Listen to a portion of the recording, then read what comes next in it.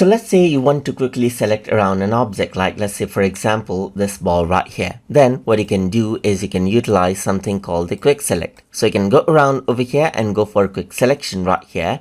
And then what you can do is you can see that there's a brush. You can simply click and drag around right here, and then it quickly selects out this area. You can also go around over here and let's say for example go for subtract right here and deselect out the area that you don't want to be selected right here.